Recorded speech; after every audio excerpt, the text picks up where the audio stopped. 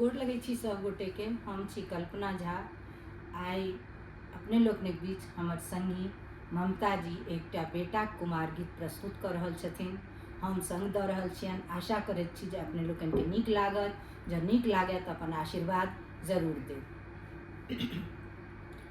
मरियो ने पीने बबुआ मुखहु ने बोले हे। मरियो ने पीने बबुआ मुखहु ने बोले हे। कौन ये जोगिनिया बाबू के मन मोहि लेलकै। कौन ये जोगिनिया बाबू के मन मोहि लेलकै।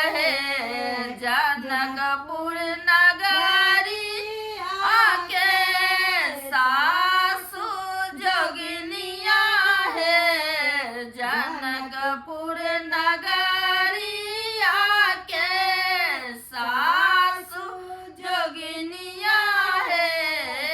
उहे जोगिनिया बाबू के मन मोहि लेलकै।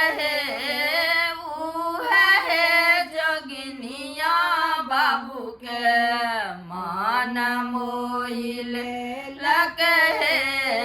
जोड़बो ने पीने बबुआ मुखहु ने बोले हे।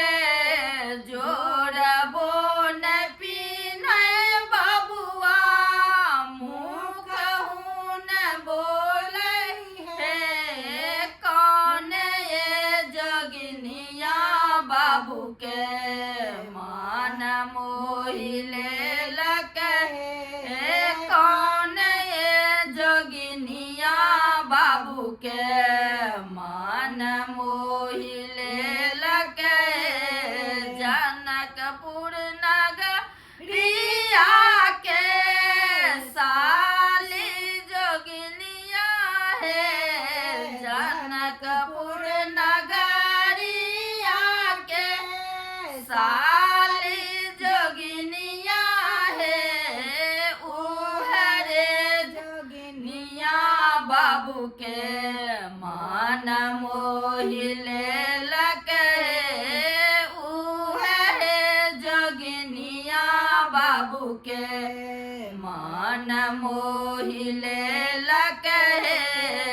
जूतबो ने पीने बबुआ मुखहु ने बोले हे। जूतबो ने पीने बबुआ मुखहु ने बोले हे। कौन जोगिनिया बाबू के मन मोहि लेलकै। कौन जोगिनिया बाबू के मन मोहि लेलकै। जनकपुर नगरी आके सारज जोगिनिया है। जनकपुर नगरी आके सारज जोगिनिया है। उहे जोगिनिया बाबू के मन मोहि लेलकै। उहे जोगिनिया बाबू के मन मोहि लेलकै।